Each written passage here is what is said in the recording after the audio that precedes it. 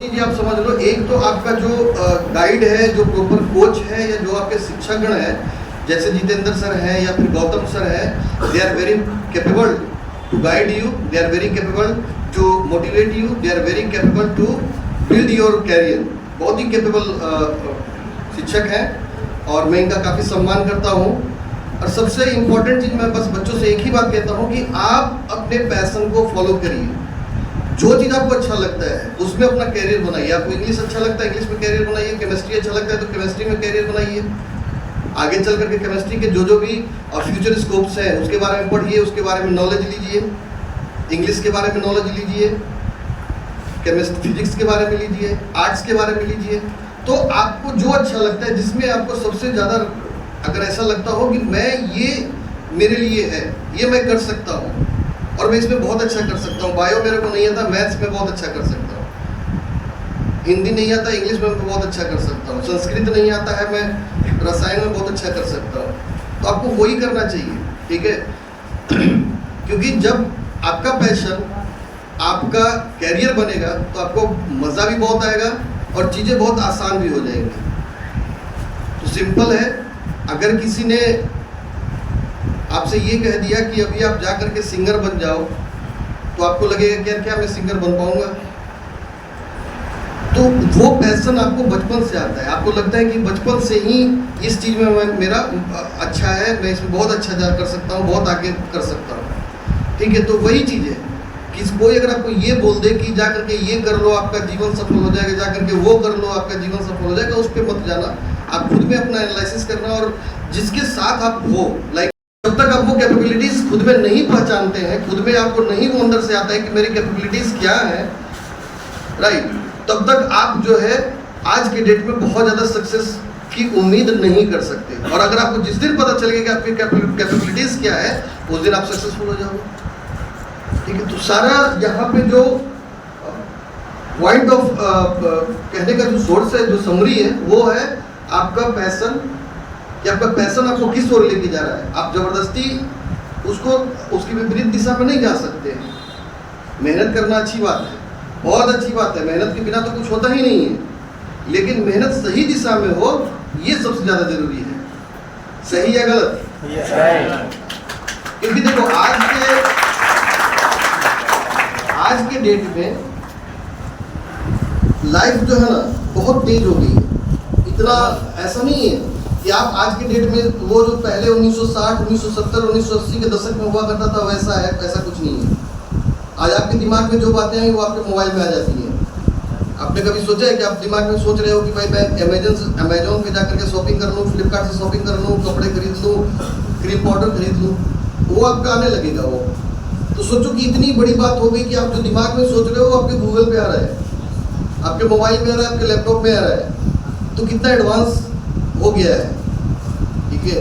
कितना आगे निकल गया है साइंस एंड टेक्नोलॉजी, कितना आगे निकल गया है आज की जो लाइफ है, कितना फास्ट हो गई है। किसी के पास इतना टाइम नहीं है, सुन रहे हो आप मेरी बात? किसी के पास इतना टाइम नहीं है कि वो रुक करके कहीं पे 1 घंटा, 2 घंटा, 4 घंटा, 1 दिन, 2 दिन, 4 दिन अपना समय किसी और को दे सके।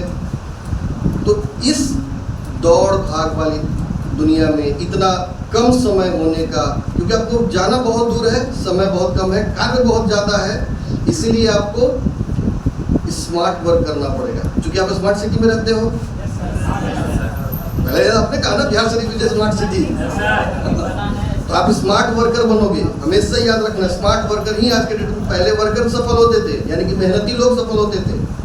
अब स्मार्ट वर्कर जिसका है कि भाई मेरे को ये मेरा पैशन है और ये मैं काम कर लूँगा, मैं सफल हो जाऊँगा, तो आपको वही करना है। इससे ज़्यादा कुछ करने की आवश्यकता नहीं है। आप ये नहीं सोच सकते कि मैं ये भी कर लूँगा, मैं वो भी कर लूँगा, मैं ऐसे भी कर लूँगा, मैं वैसे भी कर लूँगा। जितने भी बड़े बड़े नाम को आप देख लोगे तो वो अपना ही पैशन फॉलो कर ले, चाहे धीरू अंबानी की बात कर ले, चाहे APJ अब्दुल कलाम की बात कर ले, चाहे अटल बिहारी वाजपेयी की बात कर ले, या भगत सिंह की बात कर ले, या और भी बहुत सारे विक्रम साराभाई की बात कर लें, या अपने खान सर की बात कर लें, या अपने आनंद सर की बात कर लें, या अपने गौतम सर या जितेंद्र सर की बात कर लें। इन्होंने भी अपना जो जीवन दिया है, जो विद्यार्थी रहे होंगे, आज आपको गाइड कर रहे हैं, इनको भी कभी गाइडेंस की जरूरत पड़ी होगी। इन्होंने भी अपना जीवन जो है आपके समय में बिताया होगा। तो जो इन्होंने पाया है वो किस रास्ते पे चल करके पाया है। क्योंकि मैंने जैसा आपको बोला ना कि आज का जो लाइफ है बहुत तेजी से भाग रहा है, अभी रुकने का कोई सवाल नहीं पैदा होता है। और दूसरा, आज के डेट में चाहे प्राइवेट सेक्टर हो या सरकारी विभाग हो या फिर कोई भी क्षेत्र हो, कोई भी क्षेत्र में आप ऑप्ट कर लो, कॉर्पोरेट सेक्टर से लेकर के प्राइवेट सेक्टर तक से लेकर के आप गवर्नमेंट सेक्टर तक चले जाओ, वहाँ एक वैकेंसी पे 10 से 15 या 20 लोग मिलेंगे आपको। इतनी टफ सिचुएशन में फाइट है। तीसरा सबसे इंपॉर्टेंट चीज जो आज के डेट में है कि अगर आप जो आपका एजुकेशन है उसको एम्प्लॉयमेंट तक लेके जा रहे हैं, तो जो बीच का जो सफर है, आपका जो ये ट्रैवल है, जर्नी है, उसके अंदर आपको ये देखना है कि आपके अंदर क्या क्या स्किल्स को डेवलप करना है ताकि आप इस टाइम में compete कर सको। आई बात समझ में ना? आप ट्रेडिशनली बीए कर लिया, उसके बाद क्या कर सकते हैं, लेकिन अगर इसमें कोई बीटेक करके निकलता है तो वो नौकरी कर सकता है, फार्मेसी करके निकलता है तो नौकरी कर सकता है सरकारी as well as corporate sector में। अच्छा खासा पैसा वहाँ भी मिलता है, अच्छा खासा पैसा सरकारी में भी मिलता है। मैं ये नहीं कहता, आपको जो अच्छा लगता है गवर्नमेंट सेक्टर में, प्राइवेट सेक्टर में, अपना खुद का बिजनेस करने का जो भी सोच है, आपके एंटरप्रेन्योरशिप में जाने की जो भी सोच है, वो सारी सोच को इकट्ठा करके अपने आप को आप एनालाइज करो कि आप क्या कर सकते हो। तो मेरे कहने का मतलब है कि आपको आज के आने वाले समय में ऐसे कैरियर को चूज करना पड़ेगा according to your passion, according to your choice, आपके चॉइस के अकॉर्डिंग। अब ठीक है, मेरे को फार्मेसी पढ़ना है, लेकिन किसी ने मेरे को बोला बीटेक कर लो, अच्छा हो जाएगा, तो उसके कहने से नहीं जाऊंगा ना मैं तो अपना एनालाइज करूंगा ना कि मेरा बायो अच्छा है, केमिस्ट्री अच्छा है, तो मुझे फार्मेसी करनी चाहिए। मेरा मैथ्स अच्छा है, मेरा फिजिक्स अच्छा है, तो मुझे इंजीनियरिंग करनी चाहिए। मेरा बायो बहुत अच्छा है, तो मुझे नीट के प्रिपरेशन के थ्रू MBBS करना चाहिए, राइट, मुझे नर्सिंग करना चाहिए। दैट आप हर तरीके से वो कोर्सेज को ऑप्ट करो जिसके माध्यम से आगे जा करके आपको कभी भी किसी के सामने ये ना होना पड़े कि भाई हम तो कुछ कर ही नहीं रहे, हम तो सब तैयारी कर रहे हैं जी, हमारे पास तो ये नहीं है जी, हमारे पास वो सुविधा। देखो वो बहाने हैं, वो एक्सक्यूजेस हैं, वो कोई इशू है ही नहीं, ठीक है ना। तो यहाँ पे सवाल यही है कि आपके पास सुविधा जितनी है, जितनी फैसिलिटीज है, उसके अंतर आकर के आप कितना ज़्यादा स्मार्ट वर्क करके अपने आप को सक्षम कर सकते हो कि आगे चल करके आपको किस तरह का कोई प्रॉब्लम फेस ना करना पड़े। तो देखो अभी क्या है, इस चीज़ पे अगर कोई बोलना स्टार्ट करे या लेक्चर लेना स्टार्ट करे कि भाई 12वीं के बाद आप क्या कर सकते हो, या फिर क्या कर सकते हो, या फिर उसके बाद क्या और भी आपके पास सामने क्या क्या आपके पास ऑप्शंस आ रहे हैं, क्या क्या समस्याएं आ रही हैं, तो 3-4 बातों को मैं बहुत क्लियर कर दूं कि यहाँ पे बहुत ही सक्षम लोग बैठे हैं, हमसे ज़्यादा सक्षम लोग बैठे हुए हैं, वो आपको गाइड कर सकते हैं। बट मेरा बस इतना कहना है कि हायर और professional technical education is mandatory for these days. जैसा कि आप लोगों को पता है कि कितनी कंपटीशन भरी हुई है आज के डेट में, तो उस हिसाब से आपके पास में उतना स्किल्स होना चाहिए, उस हिसाब से उतना टैलेंट होना चाहिए, और आपके पास में उस हिसाब से इतना आपके अंदर होना चाहिए कि आप उस चीज़ को बीट करके सबसे ऊपर अपने आप को रख सको। आप 20 लोगों को बीट करोगे तभी तो नंबर 1 पर आओगे ना, सही है गलत? तो वो 20 लोगों को बीट करने के लिए आपके अंदर वो स्किल्स होने चाहिए जो अगले 19 के पास नहीं है। वो स्किल्स कहाँ से आएंगे? वो स्किल्स सीखना पड़ेगा आपको, ठीक। और दूसरी बात, बहुत सारे बच्चे हैं ऐसे आते हैं, सर हमारे पास तो पैसे नहीं है, हमारे फादर गरीब है, या हमारा परिवार में उतना इनकम नहीं है। देखो ये चीज़ें ना आप इस उदाहरण से समझो, जब नदी में बाढ़ आएगी या नदी में पानी भर जाएगा ना, वो अपना रास्ता पहाड़ों को चीर के निकाल देगा, ठीक है, सही है गलत? तो कभी भी ये देखना कि आप नदी हो, आपको समुद्र में मिलना है, उसके लिए रास्ते आपको ढूंढने नहीं पड़ेंगे, आप अपना बहाव इतना तेज कर दो कि लोग सामने से आपको रास्ता दे दें, सही है गलत? डांसिंग है, एक्टिंग है, पढ़ाई है, खेल कूद है, कुछ भी है, वो करते रहो, उसको कभी मत छोड़ना, ठीक है। उसके बाद आप ये सोचो कि उसमें कैरियर है या नहीं है, उसमें क्या मैं बन सकता हूँ, क्या कर सकता हूँ आगे चल करके, मेरे पास किस तरीके के एस्पेक्ट्स हैं या किस तरह के एस्पेक्ट्स नहीं, ठीक है। और तीसरा सबसे इंपॉर्टेंट पॉइंट, आपके सराउंडिंग में आपको सबसे अच्छा गाइड करने वाला जो कोई व्यक्ति अगर है, तो सिर्फ और सिर्फ आपके शिक्षकगण हैं, कोई कैरियर कोच है या किसी तरीके। क्योंकि मेरे पास बहुत सारे, हर साल मेरे पास बहुत सारे ऐसे बच्चे आते हैं जी, हमारे फूफा जी ने तो बोला है कि हमें नर्सिंग करा दो जी, हमारे फूफा जी ने बोला है BA कर लो जी, IAS की तैयारी कर लो जी, हमारे जीजा जी ने बोला है कि, पर यार फूफा जी जीजा जी करते क्या है, खुद तो ऑटो चला रहे हैं, रिक्शा चला रहे हैं और आपको सजेस्ट कर रहे हैं, तो उस पर नहीं जाने का है, आपको जाने का है जो एक्सपर्ट है। मैं सिंपल उदाहरण देता हूँ, आपकी तबीयत खराब होती है ना, आप किसके पास जाते हो? मोची के पास जाते हो या हजाम के पास जाते हो? किसके पास जाते हो?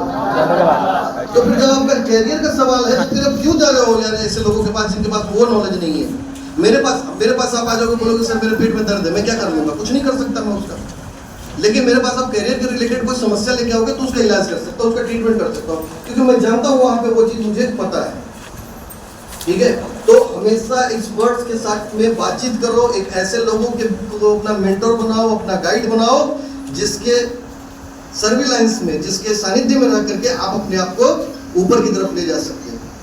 और मैं फिर से दोहराना चाहता हूँ, इस बात को हमेशा याद रखिएगा कि आने वाला समय हमेशा ट्रेडिशनल कोर्सेज का अब नहीं रह गया है, अब हमेशा प्रोफेशनल और skilled courses, industry oriented courses का रह गया है, जिसमें प्रमुखता आज के समय में आपका नर्सिंग, बीएससी नर्सिंग गर्ल्स के लिए है, बॉयज़ के लिए बहुत ज़्यादा नहीं है जी। बीएससी नर्सिंग, जीएनएम, एएनएम रह गया। इसके अलावा आज के डेट में बहुत सारा गवर्नमेंट की जो वैकेंसीज आ रही है, उसमें आपको लाइब्रेरियन की आज के डेट में रिक्वायरमेंट आने वाली है, बीए डीएड की रिक्वायरमेंट आने वाली है टीचर्स के अंदर। उसके बाद आप चाहें तो आप अगर कैपेबल हैं, आपके अंदर वो पैशन है कि आप इंजीनियरिंग करना चाहते हैं आगे चल करके, या फिर एमबीए करना चाहते हैं आगे चल करके, तो ये सारी चीज़ें आप अपने आप में एक तरीके से एनालिसिस करो, और जब आपके अंदर ये स्किल आएगा तो आपके अंदर 2-3 बातें सेल्फ ही आ जाएगा, जैसे कॉन्फिडेंस आ जाएगा, भाई मैं तो ये हूँ, मैं कर सकता हूँ।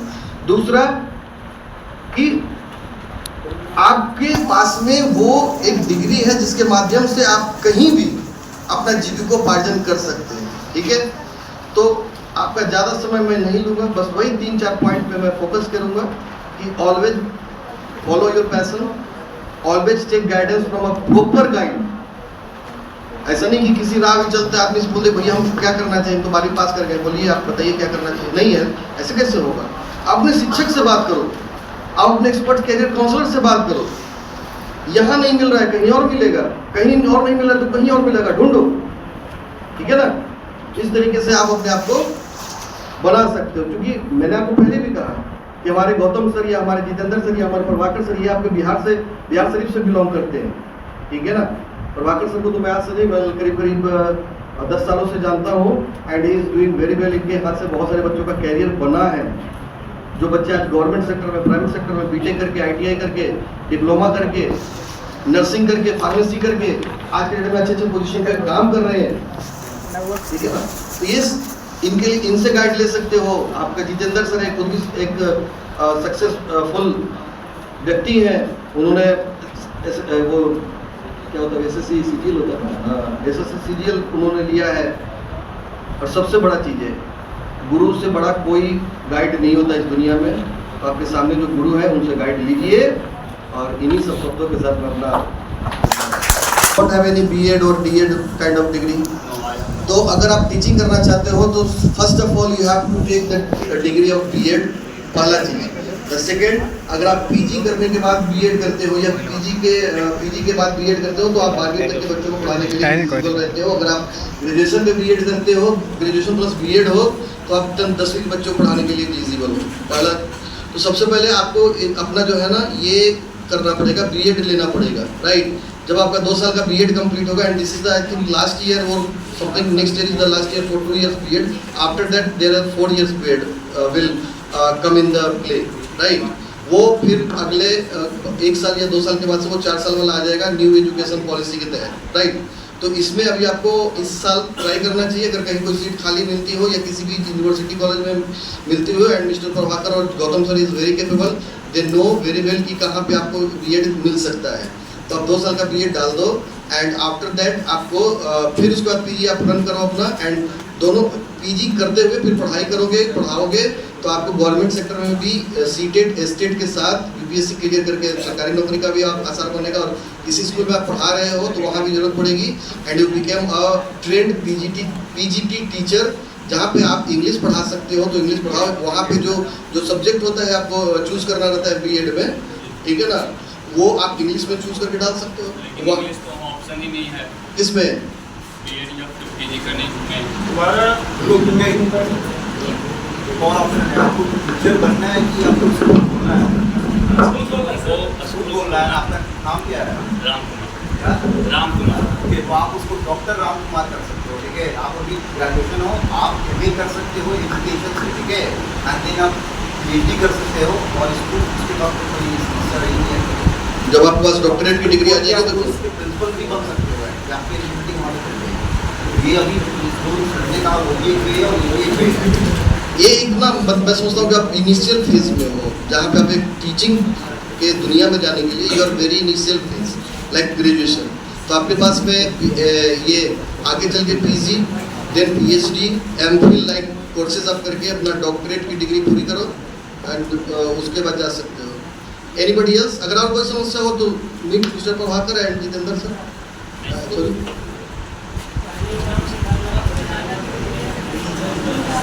पहले एग्जाम से डर लगता था, आदत हो गई है। अब वो आदत हो गया है। मतलब देखो क्या होता है ना, डर क्या होता है मतलब नहीं, देखो वो आपके माइंड की बात है, दिस इज अ साइकोलॉजी, ठीक है। आप पहली बार अगर कोई भी चीज करने जाओगे ना, किसी भी चीज को पहली बार बल्ला पकड़ के क्रिकेट मैदान पे जाओगे, या पहली बार रैकेट पकड़ के बैडमिंटन कोर्ट में उतरोगे, या पहली बार कलम पकड़ के स्कूल जाओगे या फिर कॉलेज जाओगे, तो आपको वो रहेगा अंदर से। लेकिन जब आप उस चीज़ के आदि, ये ह्यूमन बीइंग का नेचर है, ये ह्यूमन नेचर है ये, ठीक है। पहले डर लगता था कि हाँ भाई क्या आएगा नहीं आएगा, मैं क्या लिखूंगा, मैं तो जितना पढ़ा था सब भूल गया। लेकिन जैसे ही क्वेश्चन पेपर और आंसर शीट मेरे सामने आता है, मैं उस पर लिखना चालू करता हूँ, तो वो क्या होता है ना कि जैसे ही मैं उस पर लिखना चालू करता हूँ तो मेरे अंदर से सारी चीज़ें जो है ना रिकॉल होने लगती है, ठीक है। और जैसे जैसे रिकॉल होती है मैं लिखता जाता हूँ, और जैसे जैसे वो रिकॉल हो रही है वैसे वैसे मेरा कॉन्फिडेंस लेवल बढ़ता जाता है। तो मेरा जैसे जैसे कॉन्फिडेंस लेवल बढ़ेगा तो डर का जो कॉन्फिडेंस है वो घटेगा ना, ये फिर ये। तो आपका कॉन्फिडेंस बढ़ा तो डर जो आपके अंदर बैठा था ना उसका कॉन्फिडेंस गिरा। आपके अंदर कोई एक ही चीज़ रह सकता है, या तो आपका वो सक्सेस होने वाला या फिर जीत वाला कॉन्फिडेंस जो है वो रहेगा, या फिर डर का कॉन्फिडेंस रहेगा। तो जो डर आपके अंदर बैठा हुआ था ना वो अंदर चला गया, वो गया, तब कोई डर नहीं है। क्या होगा, या तो मैं पास करूंगा या तो मैं फेल करूंगा। अगर फेल करूंगा तो और मेहनत करूंगा, पास करूंगा तो ठीक है और आगे की देखूंगा। यही दो चीज़ हो सकता है ना, तीसरा तो कोई है नहीं यहाँ पे, ठीक है। देखो DMLT जो होता है ना वो basically technically diploma based course है। उसमें बेसिकली आपको, जैसे आप कहीं भी जाते हो तो आपका ब्लड टेस्ट होता है या यूरिन टेस्ट होता है, या जितने भी ये सारे टेस्ट वगैरह होते हैं, this is based on the lab. तो DMLT जो है एक बेसिक ही डिग्री है, डिप्लोमा की सर्टिफिकेशन कोर्स है, जहाँ पे आपको बेसिक काम मिलेगा, लाइक ब्लड निकालो, ब्लड को सैंपल कलेक्ट करो और फिर लैब तक भेजो, ठीक है। तो क्या होता है कि DMLT कर लो तो उसका स्कोप बस ये है कि आपका एक ठीक ठाक सा जॉब मिल जाएगा, कोई प्रॉब्लम नहीं है। बट अगर आगे बढ़ना है तो फिर BMLT, BSc MLT, ठीक है, BMLT में जाना पड़ेगा, देन फिर MLT में जाना पड़ेगा, ठीक है, मतलब मास्टर्स इन MLT जाना पड़ेगा। तो इसमें सवाल यहाँ ये उठता है कि आप DMLT ही क्यों करना चाहते हो, BMLT क्यों नहीं कर सकते? क्योंकि 12वीं पास तो आप हो ही, BMLT की तरफ भी देख सकते हो ना, वो भी तो ज़्यादा लंबा सा कोर्स नहीं है। मैं सोचता हूँ 3 साढ़े 3 साल का कोर्स है। तो आगे चल करके अगर आपको फ्यूचर में बहुत ऊपर तक जाने की इच्छा है, या इंस्टेंट एकदम बिल्कुल कि चलो डिप्लोमा करने के बाद कुछ काम चालू कर देना है, तो डिप्लोमा कर लो, कोई प्रॉब्लम नहीं है। लेकिन अगर कुछ करना है लाइफ में तो फिर I think you should go with the graduation degree ना। अगर फिर भी कोई समस्या है तो अब डिप्लोमा भी बहुत अच्छा चीज़ है, दोनों एक ही चीज़ है, एक डिग्री का कोर्स है, एक सर्टिफिकेशन कोर्स है, दोनों करके आप लैब टेक्नीशियन का काम कर सकते हो। लेकिन अगर आप ग्रेजुएशन करते हो तो आप ऊपर के लेवल पे काम करोगे, डिप्लोमा है तो थोड़ा नीचे लेवल पे काम करोगे। सबका काम बटा हुआ है, ठीक है, सब लोग कर सकता है, बॉयज़ गर्ल्स, या फिर कोई तीसरा प्रकृति का नियम के अनुसार आया है वो भी कर सकता है। और जी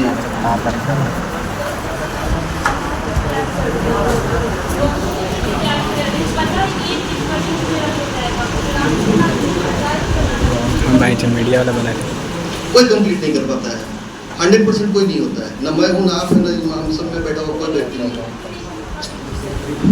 उसका रीज़न ये है कि मैं फिर यहाँ पर आऊँगा ना, ये देखो कुछ लोग होते हैं जो अपने पैशन को फॉलो करते हैं। अभी तक आपने इस चीज़ को अपना पैशन नहीं बनाया है। ये आपने सोचा कि चलो मैं तैयारी करूंगी, मेरा सरकारी नौकरी हो जाएगा, नौकरी होने के बाद सैलरी आएगी। आप इसको ऐसे सोचो कि मैं नौकरी करने के बाद क्या क्या चेंजेस करूंगी सोसाइटी के अंदर, नौकरी करने के बाद मेरा प्रतिष्ठा समाज में क्या रहेगा, लोग मुझे किस नज़रिए से देखेंगे, तब आपका तैयारी करने का तरीका चेंज होगा और स्पीड बढ़ेगी, ठीक है ना। आप सिर्फ ये सोच लोगे कि किसी तरह से नौकरी लग जाए यार, पढ़ाई से छुटकारा मिल जाए और मेरा अकाउंट में हर महीने 40-50 हज़ार रुपया सरकार डाल दे, बस हो गया, ज़िंदगी ख़त्म। आगे करना है ना। इससे मेरा सवाल यहाँ ये है, ये साइकोलॉजिकल सवाल है। अगर आप जॉब ले रहे हो, आपने रेलवे में लिया या फिर आपने एसएससी में लिया या कहीं भी लिया आपने, तो उसका आपके पास में मोटो क्या है, एम क्या है? नौकरी करना या उस नौकरी के माध्यम से इस सोसाइटी में चेंजेस लाना। सॉरी, हाँ,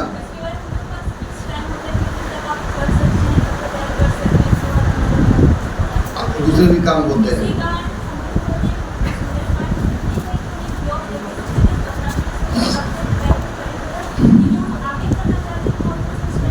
हाँ, तो उसके लिए आपको ये करना है ना कि लाइक बैंक्स, आपसे सबसे अच्छा जो जॉब जाता है वो बैंक की तरफ मूव करता है, राइट? जब बीएड कर रहे हैं, हाँ, तो वही मैं कह रहा हूँ कि गर्ल्स के लिए 2-3 फील्ड जो है ना बहुत सिक्योर्ड फील्ड होता है, लाइक बैंक्स है या फिर टीचिंग है। तो यहाँ पे अगर आप देखो, इसमें तो ये है कि आप अपने एक पैशन बनाओ कि भाई मुझे टीचिंग करना ही है, टीचिंग के अंदर जाना है, उसके लिए मुझे पढ़ना है। उसके लेवल को आप क्रॉस करो। आप गेम खेलते हो ना, गेम में 1 level, 2 level, 3 level, 4 level, 5 level, उसी तरीके से इसमें लेवल बना करके आप पढ़ाई करोगे। 1 लेवल मेरा हो गया, अब मैं कल फिर से शुरू करके 2 घंटे के अंदर 2 लेवल तक जाना है, फिर मुझे 3 लेवल तक जाना है। फिर वो जो आपका समय है ना, 1 घंटा, पहले दिन 1 घंटा में 1 लेवल बना खत्म।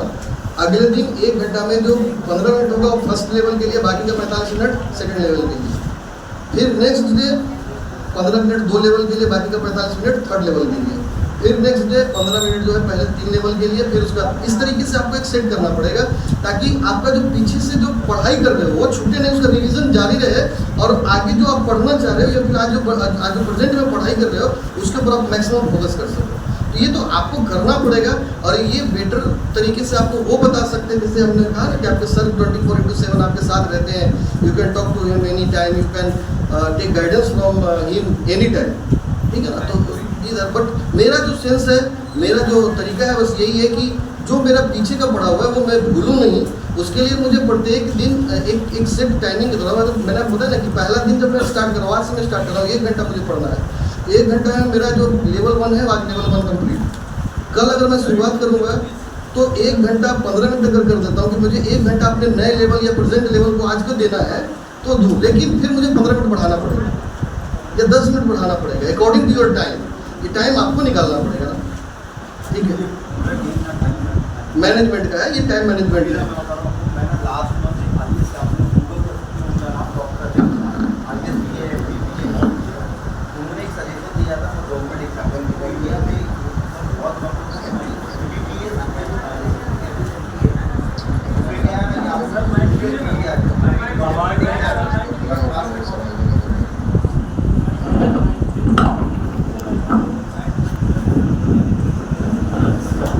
कि आप लोग जो भी स्पेशली गवर्नमेंट एग्जाम का प्रिपरेशन कर रहे हो, ठीक है ना, इनमें से कितने लोग एक्टिव सोशल मीडिया यूज़र है, इंस्टाग्राम, फेसबुक, उनका सजेशन तो डायरेक्टली यही था। मैं जब शेतु में यहाँ से, ठीक है, तो उन्होंने हमारे सिटी में यही कहा था कि बंद कर दो बंद। एक्चुअली वो बाय डिफॉल्ट है कि वो होगा नहीं, वो यूज़ आप दिन में 1 घंटा 2 घंटा करोगे ही। 24 घंटा दिन में टाइम है, 7 घंटा सोना है, 2 घंटा अपना पर्सनल ब्रश, नहाना वहाना, ठीक है, घर का कुछ रिस्पॉन्सिबिलिटी है, इसके बाद कितना घंटा बचा।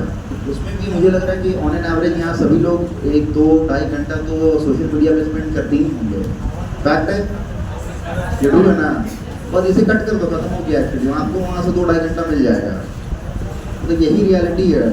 टाइम मैनेजमेंट ही एक्चुअली है जो आपको आगे लेके जाएगा और कुछ नहीं है। हमारे पास भी 24 घंटा, आपके पास भी, इनके पास भी, नीतीश कुमार के पास भी 24 घंटा, मोदी जी के पास भी 24 घंटा है, जो यहाँ के डीएम है उनके पास भी 24 घंटा नहीं है। ये कॉन्स्टेंट चीज़ है, ये नहीं बढ़ सकता। बस आपको इसमें अपना टाइम मैनेजमेंट करना पड़ेगा। और at the end of the day like है वो हार्ड वर्क कॉन्कर्स ऑल, ठीक है, मेहनत और मुसीबत तो फतेह लाती है, बट आपको वो टाइम मैनेजमेंट करना ही पड़ेगा। एक्चुअली सोशल मीडिया को कट करो, पता है, मतलब बट लाइक मुझे सर हम राइट, एक्चुअली सोशल मीडिया का यूज़ आपको पूरा मिनिमम कर दो आप, उससे ज़्यादा कुछ मिलता नहीं है, पता है, रियलिटी है मतलब वो। हाँ, अगर आपका एम कुछ और है, लाइक अगर आपको फेमस यूट्यूबर बनना है, आप उसी में भी डिवोट करो। अगर आपको मास कम्युनिकेशन में जाना, आप उसी में जाओ। अगर आपको क्रिएटिविटी कुछ करना है, देन आप उसी में ही आप टाइम स्पेंड करो एक्चुअली, फिर आप सोशल मीडिया पर आओ। बट ये 2 साल के लिए, 2.5 साल, 3 साल, 4 साल टू द वेरी मैक्स, अगर आप सोशल मीडिया को एकदम मिनिमाइज कर दोगे, आपके जीवन में कोई फर्क नहीं पड़ेगा, लेकिन आपके करियर में डेफिनेटली फर्क पड़ेगा। और ये रियलिटी है। आप किसी भी अगर आईएएस से या आईपीएस से मिलते हो, उनसे 2 मिनट पूछो कितने आईएएस और आईपीएस का स्टूडेंट टाइम में उनका सोशल मीडिया अकाउंट है, आप चेक करो है किसी का क्या। मैं आपके नालंदा का एक बहुत ही फेमस आईएएस को जानता हूँ, मनीष वर्मा, पर्सनली जानता हूँ, बहुत पॉपुलर नाम है, गूगल करो, उनका एक फोटो नहीं मिलेगा आपको। अभी 1 साल से उनका फोटो आना स्टार्ट हुआ क्योंकि वो पॉलिटिक्स में आ गया है। तो ये जीता जागता उदाहरण नालंदा से ही एक्चुअली है। आप सोशल मीडिया को कट करो, आपको आपके मतलब आपको आपने आपका एम थोड़ा इजी दिखेगा। Any other question, any doubt, any suggestion, anything?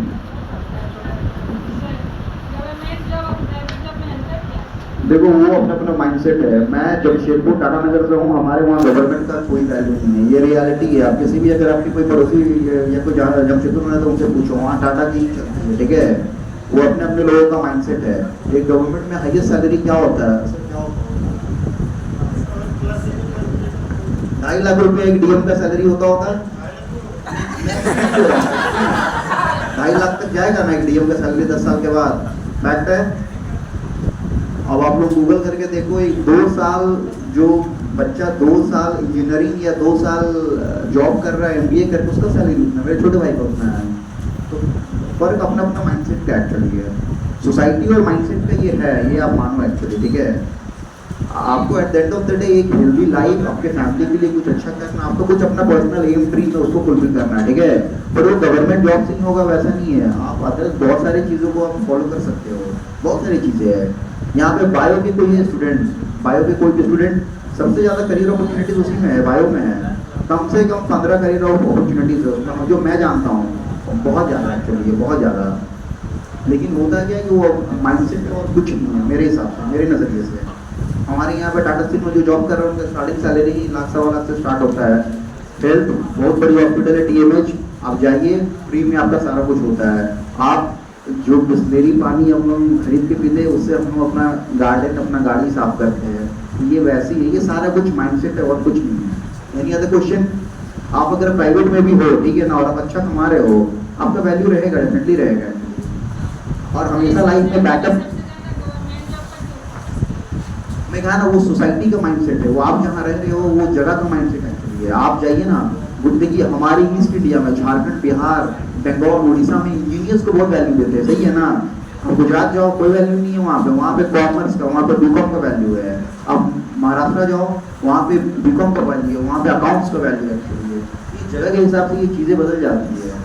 तो आप फोकस करो गवर्नमेंट पे, हो गया तो आपकी सोसाइटी के लिए वो बेटर है। नहीं तो आप अपने साथ बैकअप में और भी लाइक प्लान्स को रखो। जैसे अभी मैं एक इन्फॉर्मेशन शेयर करता हूँ, आपने बीएड का वैकेंसी देखा ना, बहुत सारी वैकेंसीज आई। अभी आपका लाइब्रेरियन का वैकेंसी आने वाला बिहार में, आप लोग गूगल करके चेक कर सकते हो, ठीक है। तो अगर आप लोग ग्रेजुएट हो तो आप लोग बीएस कर सकते हो, बहुत सस्ती कोर्स होती है, मुझे लग रहा है 20-25 हज़ार में हो जाती है वो कोर्स। तो आप वो कर सकते हो, आप उसके थ्रू गवर्नमेंट में जा सकते हो। मैंने कल ही हम लोग नवादा में थे, मैं और मनीष सर, तो मैं वहाँ पे पता चला कि 25,000 24,500 का स्टार्टिंग ज्वाइनिंग होता है गवर्नमेंट, बिहार गवर्नमेंट का। तो ऐसी बहुत सारी नई नई चीज़ें हैं जो आपको देखना पड़ेगा। पहले तो भेड़ चाल चलना बेवकूफ़ी है, ठीक है। जो बीत गया वो बीत गया, अभी आगे का देखना है। तो आगे में आपको नई नई अपॉर्चुनिटीज तलाशनी पड़ेगी। आजकल बायो के लिए ओटीटी अभी आ रहा है, बहुत ही फोकस में आ रहा है एक्चुअली है, ऑपरेशन थिएटर इंचार्ज। नर्सिंग में पूरा भीड़ लगता है एक्चुअली, है ना। नर्सिंग में हम लोग देखते हैं कि लड़के लोग भी भीड़ लगाए हुए हैं, लेकिन उन्हें उनका जॉब स्कोप बहुत कम है, उन्हें समझना पड़ेगा, वो नहीं समझना चाहते हैं। क्योंकि उन्हें उनका, जैसे सर ने कहा ना, कोई फूफा जी, चाचा जी, मामा जी, भैया जी ने कहा कि कर लो नर्सिंग, और मतलब इनके साथ तो पर्सनल एक्सपीरियंस है, बहुत सारा हुआ है ऐसा। इसी के लिए आपको एक तो शेयर कर देंगे एंड में, लाइक ये चीज़ है, वो सिर्फ माइंडसेट है और कुछ नहीं है। हाँ, आप फोकस करो, लेकिन अगर नहीं हो रहा है तो फिर आप उसके लिए एक बैकअप भी रखो। आपका ये क्या है, आपका प्रोफाइल क्या, आपने अभी क्या पढ़ा, आपके पास क्या डिग्री है, लाइक +2 है, हो गया आपका ग्रेजुएशन, ठीक है। अभी कॉम्पिटिशन का देखिए, आप कितने साल से कर रहे हो? हाँ, तो देखो ये चीज़ फिर ये थोड़ा पर्सनल हो जाता है कि अगर आपको लग रहा है कि अभी आप इसी में कंटिन्यू करना, आप इसी में कंटिन्यू कीजिए। अगर आपको लग रहा है कुछ और करना चाहिए तो फिर आप अपने सर से डिस्कस कर सकते हो, वो आपको सजेशन देंगे एक्चुअली। और लाइक आपके सर हमारे जैसे एक्सपर्ट से वो रेगुलरली टच में रहते हैं, आपको विद इन 1 to 2 डेज आपको सजेशन मिल जाएगा और अच्छा सजेशन मिलेगा एक्चुअली।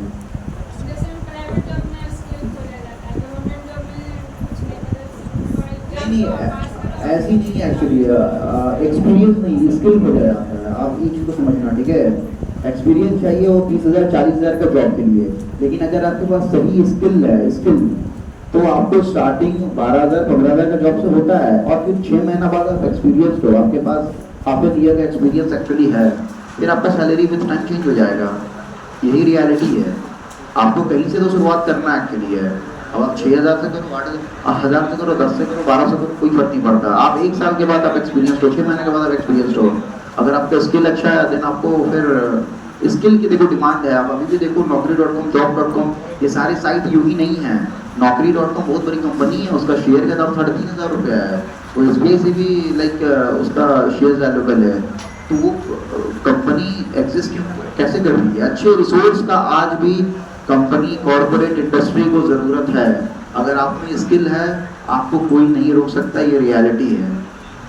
मतलब आप इसको मान के आप 3 महीना मेहनत करके देखो, आपको रिजल्ट दिखेगा। अगर आपके पास सही स्किल है तो उसका लाइक कदर है। आप सोचो अगर आपके टीचर सही नहीं पढ़ाएंगे, आप यहाँ पढ़ोगे क्या? नहीं पढ़ोगे। तो उनके अंदर अगर ये स्किल है पढ़ाने की, अगर पोटेंशियल कैपेसिटी है, अच्छी स्किल है, तभी ना आप पढ़ रहे हो। और मुझे लग रहा है कि सर ने ऐसा तो नहीं है कि एक साथ 500 बच्चे से स्टार्ट किया था, बस यही चीज़ है। सर ने भी स्टार्टिंग की थी, एक मिनिमम स्टूडेंट से ही स्टार्ट किया था, वहाँ से यहाँ एक्चुअली है।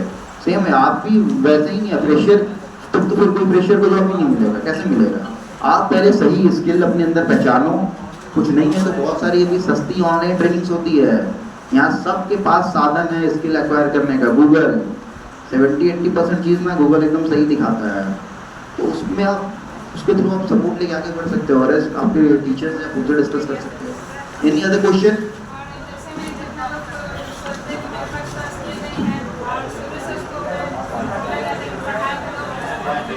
नहीं, वो देखो वो सही है एक्चुअली, बट वो स्किल किसी के पास कैसे आएगा? उसको तो एक्वायर करना पड़ेगा ना। He has to learn that skill, उसे वो स्किल सीखना पड़ेगा। मेरे पास बहुत सारे स्किल अभी नहीं है, मुझे कोई बोल और मैं नहीं पढ़ा पाऊँगा एक्चुअली, एकदम नहीं पढ़ा पाऊँगा मैं। लेकिन अब मेरे पास कोई ऑप्शन नहीं है, मुझे पढ़ाना ही है, तो मुझे 3 महीने 6 महीने में सीखना पड़ेगा। फैक्ट है। तो ये सारा चीज़ अभी नहीं है, अभी तो किसी के पास कुछ नहीं है। महेंद्र सिंह धोनी क्या हो, बचपन से महेंद्र सिंह धोनी था, वो हमारी शहर का एक्चुअली है। हमारे शहर में आके कितने स्टेडियम से ट्रेनिंग किया, उसने भी कोई टाइम सीखा ना, तब ना वहाँ पढ़ा। सेम चीज़ एक्चुअली है, कुछ नहीं है उससे फर्क नहीं पड़ती है। अगर आपको वो हासिल करना तो उसके लिए क्या कर रहे हो इस पर फोकस आप करो एक्चुअली है। आज आपके पास नहीं है, शायद मैं 6 महीना बाद आऊँगा तो आप कोई स्किल चाहते होंगे, आप उसको डिटरमाइंड होकर कर रही है, तो उस समय आपके पास वो स्किल होगा। तो यही चीज़ है, यही रियलिटी है। Any other question? Just a minute, क्या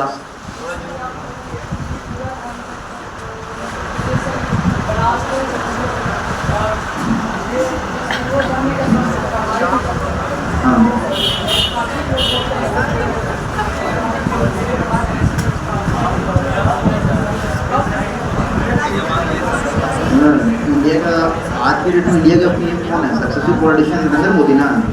अभी भी उसको 30% लोग गाली देता है, ये रियलिटी है।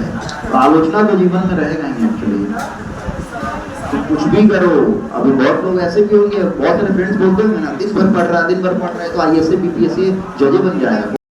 तो अपना 3 घंटा का सारा गेम हो गया उसका, सारा कुछ टाइम मैनेजमेंट है। ये सारी चीज़ों के लिए अपने पैशन को अगर आप फॉलो करना चाहते हो, अगर आप अच्छा यूट्यूबर बनना चाहते हो, जहाँ तक मेरी समझ है सोशल मीडिया में सबसे पहले कंटेंट तगड़ा होना चाहिए, ठीक है? और स्टार्टिंग में ये सब हिकअप्स रहेंगे, मतलब इसको कहते हैं ना this all are early hiccups actually, ये सब हर प्रोफेशन में रहता है। अरे मेरे प्रोफेशन में था यार, मतलब मैं घर में हूँ, मैं एक्चुअली बीटेक के बच्चों को ट्रेनिंग देता था 2012-13 में। वो बाहर मतलब लाइक फैमिली वाले आएंगे जो रिश्तेदार, क्या करता रहता है, क्या कुछ नहीं करता है, समझ में नहीं आता है। लो यही है, मेरा भाई अभी सॉफ्टवेयर इंजीनियर है, तो 2019 से वो घर से ही काम करता है, लॉकडाउन के पहले से। तो क्या लैपटॉप में करता है, गेम खेलते रहता है, टाइम पास है, ऐसा है वैसा। ये सब आम बात है, ये सब रहेगी। नहीं पढ़ाई नहीं छोड़ोगे। पढ़ाई देखो, पढ़ाई एक ऐसा चीज़ है ना, लर्निंग तो कभी छोड़ने का नहीं है। लर्निंग जो कंपनी में बड़े बड़े बने हुए हैं ना, ये जो सब वो सब भी अभी पढ़ ही रहे हैं एक्चुअली है। Learning is a part of a life, उसे कभी मत छोड़ो और उस हैबिट को भी कभी मत छोड़ो। मैंने कहा ना टाइम मैनेजमेंट, तुम एक दिन में कितना वीडियो बनाओगे एक्चुअली? कितने घंटे सोते हो तुम? 5 घंटा। करते क्या होगा? तो उस टाइम को अच्छे से लाइक डिवाइड करो कि पढ़ाई के लिए 4 घंटे डेडिकेटली एकदम रहेगा, वीडियो के लिए 4 घंटे एकदम डेडिकेटली रहेगा, 8 घंटा 5 घंटा सो तो 2 घंटा अपना काम, फिर भी हमारे पास टाइम बच जाएगा। देखो सब कुछ टाइम मैनेजमेंट है, पता है? टाइम मैनेजमेंट अगर कर लिए तो बहुत कुछ कर लोगे लाइफ में, तो ये रियलिटी है। क्वेश्चन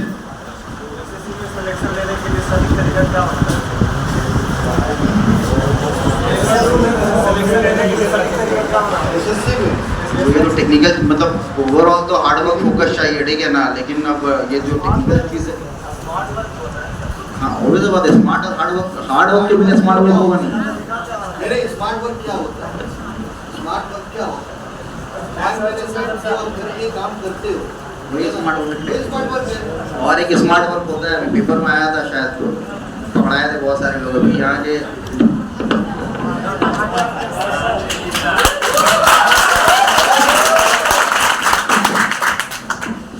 तुम्हारा मतलब अभी क्या क्वालिफिकेशन क्या है? 12th पास हुआ, पार्ट 8 में। तो मतलब तुम एसएससी में मतलब कौन सा पोस्ट पे जाना चाहते हो? सीजीएल के लिए। पहले तो तुमको ये जो बीए या बीएससी कर रहा है उसको करना पड़ेगा कंप्लीट। इसके बाद जो इसका सिलेबस है, एसएससी का जो सिलेबस है, इसको पूरा पहले एक बार पढ़ लो। इसके बाद इसका जो भी मतलब जो 5-6 साल का पैटर्न है, इसका पूरा एकदम इतना प्रैक्टिस कर लो कि तुमसे 25 क्वेश्चन मैथ का 20 मिनट में होने लग जाए, 25 क्वेश्चन रीजनिंग का 15 से 20 मिनट में होने लग जाए। इसके बाद तुम देखो तुम्हारा सिलेक्शन एकदम 100% हो जाएगा। इसमें इसका सिलेबस का जिक्र रहता है।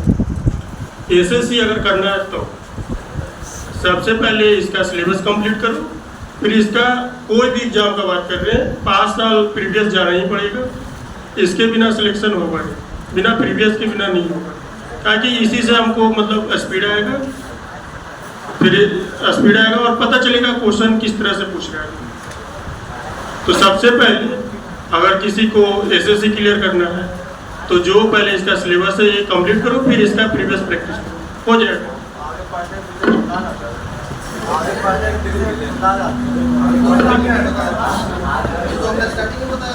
एक चीज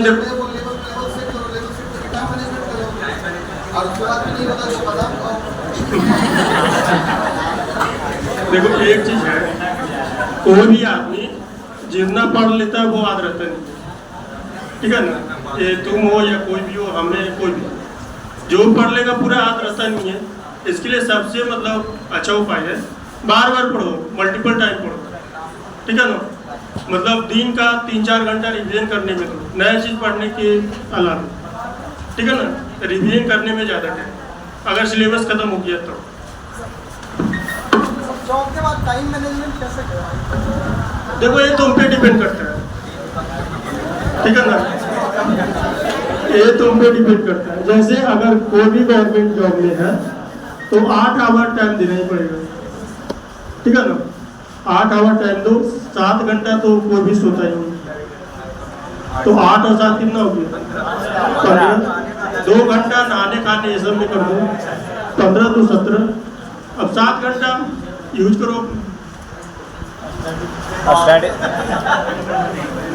7 घंटा, 7 में तो 6 घंटा तुम्हारे पास है, 1 घंटा जर्नी को भी कर सकते हैं, 1 घंटा जर्नी भी होता है। अब जैसे कि तुम्हारा रहना सहना ऑफिस के ही पास में, तो ये पॉसिबल है नहीं, 1 घंटा जर्नी। 6 घंटा में मेरा जॉब ऑफिस से आना जाना सर। हाँ, तो मतलब 6 घंटा तुम्हारे पास जॉब करते हुए टाइम रहता है। जैसे हम कर रहे हैं, हमारे पास 6-7 घंटा टाइम पर डे रहता है, ये अपना टाइम रहता है, इसमें हम ऑफिस का कोई मतलब, हम अपना फ्री है। आदमी पे डिपेंड करता है। जैसे तुम आरसी टाइप का है, ऑफिस से आया सोई हुए समझ रहा ना, तो तुम्हारा ये डेडिकेशन पे डिपेंड करता है कि तुम टाइम को कैसे यूज करोगे। अगर तुम्हारा डेडिकेशन है यूज कर लेगा। हम मेरा मतलब एक जान पहचान में ये जैसे होता है, जानता है ना, सबको तो पता होगा ये जॉब करते हुए बीपीएससी करेक्ट किया, जॉब करते हुए बीपीएससी करेक्ट किया, तो सबका टाइम मैनेजमेंट का बात है। टाइम मैनेज अगर सही से कर पाओगे तो गवर्नमेंट जॉब के बाद भी मतलब आगे बढ़ सकते हो। आप भी खुद किए हैं, पहले हम रेलवे में 4 साल किए थे, फिर 4 साल करने के बाद भी फैमिली भी है मेरा, सबको मैनेज करते हुए मतलब 4 साल रेलवे में दिए। इसके बाद रेलवे का एनटीपीसी भी क्रैक किए, सीजीएल भी 3 टाइम क्रैक किए। तो ये अपना मतलब तुम्हारा जैसा डेडिकेशन है उस पर डिपेंड करता है। और बोलो किसी का क्वेश्चन है? सर एसएससी सीजीएल जो है उसका कितना प्रतिशत मतलब सिलेबस समाप्त करने के बाद मॉक लगाना चाहिए? फिर से जोर से बोलो सर एसएससी सीजीएल का जो सब्जेक्ट है बोलो। कितना प्रतिशत मतलब सिलेबस समाप्त करने के बाद मॉक लगाना चाहिए? देखो, जब तक तुम्हारा सिलेक्शन ना हो जाए, अगर एसएससी करना है, जब तक तुम्हारा सिलेक्शन नहीं हो जाए, 1 मॉक पर डे लगाओ। हम अभी भी मॉक लगाते हैं। सिलेक्शन लगाना और फिजिक्स लगाना क्या? देखो, इसमें 2 बात होता है, बैठ जाओ, ठीक है ना। ये एक चीज़ जैसे होता है, इसमें मेनली 4 पेपर होता है, ठीक है ना, 4 पेपर होता है। तो सबसे पहले फोकस करना है कि मेरा 4 पेपर में सबसे कमजोर कौन है? इंग्लिश। इंग्लिश पे ज़्यादा है, जीके जीएस भी है। देखो, एक चीज़ है ना कि जीके जीएस इतना मतलब कर नहीं पाता कोई भी। अगर हमसे कल ही एक लड़का का बात हुआ, मतलब ये अभी न्यू है, ये हमसे डायरेक्ट पूछता है क्या जीके में 40 नंबर कैसे लें 50 में। तो अब इसको तो सीधे बोले भाई अभी तक मेरा भी नहीं आता है, अगर आता है तो ये संजोग समझो, ठीक है ना, ये संजोग है कि आ जाएगा। अगर हम बोले कि हार्ड वर्क करके 40 लाख तो हो सकता है, लेकिन जनरली ऐसा मतलब कम ही होता है। ये लक फैक्टर है कि जीके में 40 लिए। तो सबसे पहले अगर देखो सिलेबस कंप्लीट है तो मॉक की बात आता है, तो मॉक तो पहले फुल ही लगाना है, फुल लगाना। अब फुल मॉक लगाने से पता चल जाएगा कि तुम्हारा कौन सा पार्ट वीक है, ठीक है ना, कौन सा पार्ट वीक है। अब जो जैसे अगर जनरली बिहार सिर्फ के लड़के का या तो इंग्लिश, नहीं तो इंग्लिश ही जनरली कमजोर होता है, तो इंग्लिश पे एक्स्ट्रा वर्क करो, ठीक है ना। गुड इवनिंग और गुड मॉर्निंग बोलने से इंग्लिश मजबूत होगा नहीं, समझा। तो इसका ये आदत डालो, ठीक है ना, स्टोरी पढ़ने का, ठीक है ना, वर्ड मीनिंग याद कर। ये 2 चीज तुम कर लेगा, इंग्लिश ऑटोमेटिक ठीक हो जाएगा, ठीक है ना। सबसे पहले वर्ड मीनिंग याद करना है, वर्ड मीनिंग के बिना इंग्लिश 0 है। तुम कितना भी ग्रामर का रूल रट जाओ, ठीक है ना, जब तक तुमको वर्ड मीनिंग नहीं याद है, तुम अगर कोई पैसेज पढ़ता है वो समझ में नहीं आता है, तो जब तक नहीं कर पाएगा। तो सबसे पहले वर्ड मीनिंग और कॉम्प्रिहेंशन पे ध्यान दो, ठीक है ना। ग्रामर है, ग्रामर पे भी ध्यान दो। मैथ के बारे में कॉन्सेप्ट हो या देखो मैथ है, तो देखो कोई भी पेपर हो, मैथ हो या इंग्लिश हो, सब में एक ही चीज रह जाता है, प्रैक्टिस, ठीक है ना। अगर तुम सिलेबस कर लिया है तो तुम प्रैक्टिस करो, इतना प्रैक्टिस करो कि 20 मिनट में 25 क्वेश्चन हो जाना चाहिए, ठीक है ना। डेली टाइम दो। जैसे अगर कोई अभी बेरोजगार है, लगभग यहाँ तो सब बेरोजगार ही होगा ये बैठा हुआ है, तो मिनिमम कम से कम 8 आवर जरूर पढ़ो। 8 आवर से अगर कम दे रहा है सेल्फ स्टडी पे तो अभी बहुत दिक्कत है, ताकि एक सीट पे अभी 5 सीजीएल का ही बात कर लेते हैं। कितना वैकेंसी? 17,000, 18,000, बोलो फॉर्म भरा कितना? 36 लाख है, 36 लाख के आसपास है। तो एक सीट पे कितना फाइट होगी? 18,000 अब बता 36 लाख करो, पता चल जाएगा 200 के आसपास एक सीट पे, समझ रहे ना। तो रही मैथ का बात, जब तक प्रैक्टिस कंटिन्यू रखो तब तक कि 20 मिनट में 25 ना हो जाए, समझा ना। अब ये होगा कैसे? सिलेबस तो खत्म कर लिया है, लगभग सबका सिलेबस खत्म हो गया है। सबसे मतलब अगर केवल एसएससी ही करना है तो एसएससी का 5 साल का पैटर्न उठाओ और डेली बनाओ 100 क्वेश्चन।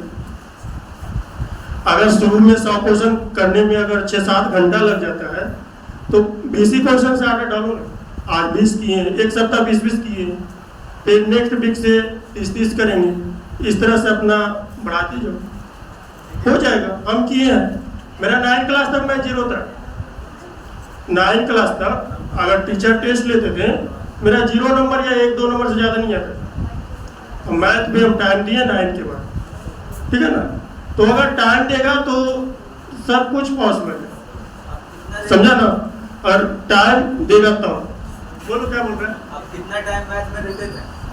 देखो हम इंटरमीडिएट का बात कर रहे हैं। अब दिन में जैसे कि मेरा 10 बजे घर जाते थे पढ़ करके और शाम में निकलते थे 2 बजे, 4 घंटा रहता था।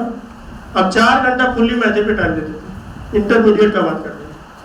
अब 2 साल टाइम देने के बाद ऐसा हो गया कि हमको कंपटीशन का मैथ कहीं पढ़ने का जरूरत नहीं पड़ा। आज तक एडवांस मैथ का क्लास हम कहीं कर भी नहीं किए, कहीं भी नहीं किए एडवांस मैथ का क्लास। दोस्त लोग के साथ कॉमर्शियल कर लिए थे, लेकिन एडवांस मैथ कोई पढ़ा होगा पूछ लेना मेरा कंटेंट, ठीक है ना। तो ये प्रैक्टिस करेगा ना तो तुम में खुद मेरिट आ जाएगा, ठीक है। और क्वेश्चन अगर है किसी का तो बोलो।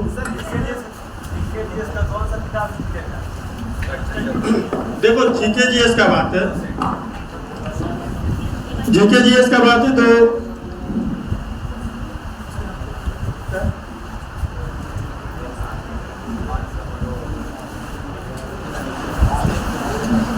एक मिनट हम जीके के लिए थोड़ा देर बाद, ठीक है ना। आओ जो मेरा गेस्ट आए हुए हैं उनका सुन लो। गूगल करना है, छोटा मोटा आदमी नहीं है वो। उसने एक ही चीज़ कहा था वहाँ आके, सबसे पहले अपने सोशल मीडिया को 3-4 साल के लिए एकदम मिनिमाइज या 0 या ख़त्म ही कर दो। उसके बाद तक रिजल्ट देखो क्या आपके अंदर चेंज जाता है। हर कोई IAS IPS नहीं बनेगा, बट हाँ हर कोई अपने मंजिल के बहुत करीब अपने आप को पाएगा।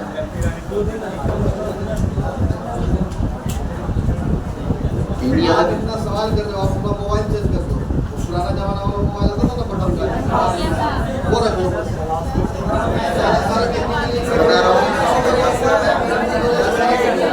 बड़े बड़े शहरों में ना आजकल ये कैंपेन चलाया जा रहा है, मेरी भी एक NGO है, मैं भी चलाया हूँ। Like what are the demerits of cellphone actually. बच्चों को सिखाया जा रहा है, बच्चों को क्लास 1, 2, 3, 4 को। ऐसा सोसाइटी बिल्डअप हो गया है। तो यही एक तो सोशल मीडिया और दूसरा जो भी सर कह रहे थे वो सोना बाबू, बस यही तो। और कहीं कुछ टाइम इन्वेस्ट होता ही नहीं है, और यही 2 जगह ही टाइम का इन्वेस्टमेंट है इंसान का सबसे ज़्यादा। नोइंगली या अननोइंगली, मैं ये वर्ड यूज़ कर रहा हूँ, ठीक है, जानबूझ के या अनजाने में, बट यही 2 जगह आज के डेट में हर मैक्सिमम कॉमन पीपल का टाइम इन्वेस्ट हो रहा है।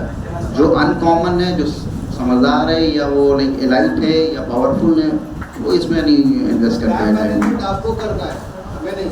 हमने टाइम मैनेजमेंट के बारे में बताना है और आपको टाइम मैनेजमेंट करना है।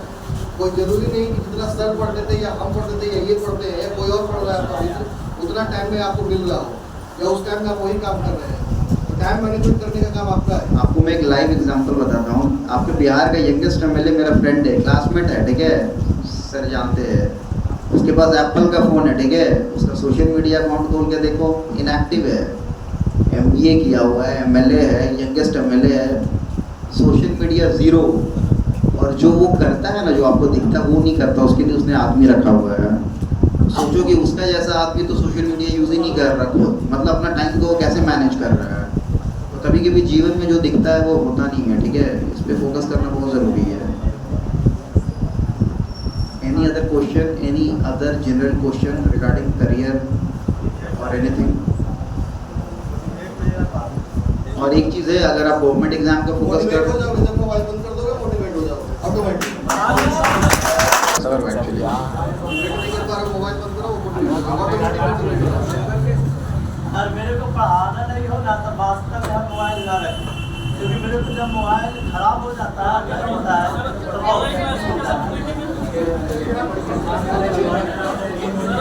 और हाँ, गवर्नमेंट के आप लोग अगर प्रिपरेशन कर रहे हो ना, then there is one vacancy is coming, आप गूगल करके यू कैन चेक आउट, ठीक है।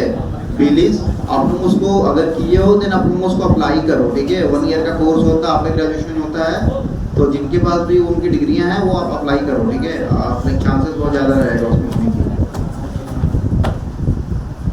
Any other question, any other doubt? और हाँ, लाइक मैंने जैसे आते हुए देखा English, English is a backbone of a life और अ करियर टुडे, ओके। इसको आप बैठा लो, मतलब इंग्लिश के क्लास में आके फाकी मार कभी मत ही मारो एक्चुअली, क्योंकि अभी के डेट में सारा चीज़ इंग्लिश में ही है। हम ईस्ट इंडिया वाले मतलब सब कुछ थोड़ा हिंदी में देखते हैं। आप जैसे ईस्ट इंडिया से बाहर आओगे ना, आप साउथ जाओ ना, वहाँ या तो उनका रीजनल लैंग्वेज नहीं तो इंग्लिश चलता है, वो हिंदी नहीं जानते हैं। तो इंडिया के बॉर्डर पार करो फिर तो हिंदी जीरो ही हो गया। हिंदी अपनी जगह सही है, उसे सीखना ज़रूरी है, लेकिन इंग्लिश का जो वैल्यू आज के डेट में ग्लोबल सिनेरियो में है, सो उसके हिसाब से अपने आप को प्रिपेयर करो। Any other question, doubt, anything? और कोई डाउट है? कम्युनिकेशन स्किल का कोई डिफिनेशन बताएंगे? कम्युनिकेशन स्किल का कोई डिफिनेशन बताएंगे? बताइए, खड़ा होइए। स्किल का मतलब यही होता है कि बातचीत करने का कला होना। ठीक है, बैठ जाइए। 1 person to another person talk to each other, ठीक है कि नहीं? सबसे पहला, पढ़ने के दरमियान में कम्युनिकेशन स्किल को सभी बच्चे के पास जनरेट होना जरूरी है। ग्रुप डिस्कशन, राइटिंग, लिसनिंग, है ना, ये सब चीज को जो है डेवलप करना होगा बढ़िया से बोलने के लिए, बढ़िया से सीखने के लिए। अभी जितने बच्चे यहाँ पे आए हैं क्लास में, सबसे पहले जो है जनरल कंपटीशन की तैयारी कर रहे हैं, है ना। सभी बच्चे को सबसे पहले आप बोलते हैं कि स्टूडेंट लाइफ है, सभी बच्चे को फॉर्मल ड्रेस में आना चाहिए। आज आपका सेमिनार ऑर्गेनाइजर था, पहले कभी ऐसे आ जाते होंगे, है ना। लोग बाहर इंटरव्यू देने जाइएगा तो कैसे होगा? इसलिए सभी को वेल मेंटेन होना बहुत जरूरी है। और सेमिनार में आए हैं तो सबसे पहले आप लोग जो पीछे बैठे हुए हैं 2-4 सुन नहीं रहे हैं, मुस्कुरा रहे हैं, वो सिर्फ समय को काट रहे हैं, है ना। तो सेमिनार में आए हैं तो सबसे पहले जो भी चीज़ बताया जाता है उसको सुनिए। अच्छा चीज़ है उसको रखिए और गलत चीज़ है उसको बाहर निकाल दीजिए। दूसरा चीज़ मनीष सर ने बताया एम के बारे में और स्ट्रीम के बारे में। इसमें लोग कौन कौन बच्चे जो है बीएड कर रहे हैं, अभी खड़ा हो जाइएगा। जो बीएड कर रहे हैं, कोई नहीं कर रहा है जी। एक बीएड में एक पढ़ाई जो है सब्जेक्ट है चाइल्डहुड एंड डेवलपमेंट स्किल का एक जो है, उसमें पढ़ाया गया है कि व्यक्ति के पास अपना दिमाग नहीं होता है। सही बात ही गलत? सही। वो दूसरे के इशारे पर चलता है। आज लोग अभी आप सेमिनार के लिए आ रहे होंगे तो कहीं कोई काम होगा, कहीं भीड़ लगा होगा तो वहां आप रुक जाते हैं ना। लेकिन क्लास में सोचते हैं कि 5 मिनट लेट हो जाए, नहीं जाएंगे, चलो कोई बात नहीं, लेट हो जाएगा, कोई दिक्कत नहीं। लेकिन उसको बदलना है। बीएड में, एजुकेशन में सब चीज पढ़ाया जाता है कि दूसरे के इशारे पर काम नहीं करना है। जैसे कि अभी मनीष सर बताए टेक्निकल के बारे में कि लोग जो दूसरे आसपास बोल देते हैं उसको बात मान लेते हैं। अब कोई किसान व्यक्ति जो है किस चीज के बारे में बताएगा? फसल के बारे में कि कौन सा फसल कौन टाइम से होगा, कौन सा उसमें उर्वरक लगेगा? नहीं, गलत की सही बात है जी, है ना। तो सबसे पहला जो है, अभी एक प्राइवेट जॉब और सरकारी जॉब के बारे में जो पूछ रहे थे, सबसे पहले आप लोग कम्युनिकेशन स्किल को जनरेट करिए। और आज के डेट में भाग दौड़ में सभी बच्चों के पास एक टेक्निकल डिग्री होना बहुत अति आवश्यक है, ठीक है ना। टेक्निकल डिग्री होना बहुत आवश्यक है इस भीड़ भाड़ में। सिंपल मैट्रिक और सिंपल इंटर और सिंपल ग्रेजुएशन से कुछ होने जाना नहीं है, ठीक है कि नहीं। मैट्रिक क्या दर्शाता है? तो बच्चा को आप उठ के जवाब देंगे। हम लोग जो मैट्रिक जो करते हैं क्या दर्शाता है? मैट्रिक आप सुन लीजिए, आप लोग जिसको क्वेश्चन करना होगा करिएगा। मैट्रिक जो है एक लर्निंग पार्ट है। लर्निंग पार्ट क्या है? जो हम ड्राइविंग लाइसेंस बनाते हैं ना जी, लर्निंग है ना, उसके बाद फाइनलाइज बनता है। उसी प्रकार मैट्रिक एक हमारा बेस है। उसके बाद आगे इंटर करते हैं, इंटर पर जो वैकेंसी आता है उसको भरते हैं, आगे ग्रेजुएशन करते हैं, राइट है ना। अभी सर से आप एक सवाल पूछे थे कि सर मॉक टेस्ट कब मारे, है ना, पूछे थे ना जी। लेकिन स्टूडेंट यहाँ क्या करता है, सब्जेक्ट पूरा खत्म कर देता है, उसके बाद मॉक टेस्ट मारता है। ये गलत बात है। चैप्टर वाइज मॉक टेस्ट मारे, चैप्टर खत्म हो और उससे जितने रिलेटेड क्वेश्चन मॉक टेस्ट का है वो मारे, आपको सब सफल होंगे। लेकिन स्टूडेंट करता क्या है, पूरा सिलेबस खत्म हो जाने के बाद मॉक टेस्ट मारने के बाद जो पीछे का चीज है वो क्या होता है, खत्म हो जाता है। इसीलिए जो चैप्टर स्टार्ट करें, जो खत्म हो उसका मॉक टेस्ट मार ले और उसमें जो दिक्कत आए वो टीचर से क्या करें, डिस्कशन कर ले, राइट। कोई दिक्कत? अब ज़्यादा तो समय है नहीं बोलने का, ठीक है कि नहीं? सर बहुत दूर से आए हुए हैं। हाँ बोलिए।